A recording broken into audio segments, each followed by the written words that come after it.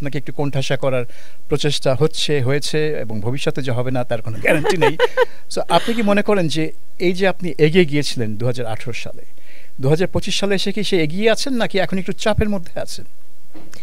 আপনাকে মনোনয়ন দেওয়া হয় না, সেটা হয়তো অন্য কারণ থাকতে পারে, কিন্তু আপনি একটা আলোচনার মধ্যে আছেন, কিন্তু আলোচনাটা একেবারে পজিটিভ না। 2018 সালে যেই পজিটিভ আলোচনা ছিল, 2025-এ কিন্তু আলোচনাটা একটু নেগেটিভ। নেতিবাচক ছোঁয়াটা কেন? আমি কিন্তু জানি কেন। আপনি চাইলে আমি বলতে পারি। বিকজ আমার পজিশন চেঞ্জ হয়নি, আমি আমার পজিশনে আছি, কিন্তু আপনার পজিশন চেঞ্জ হয়েছে। আপনি বলতে আমি মানুষের কথা বলছি।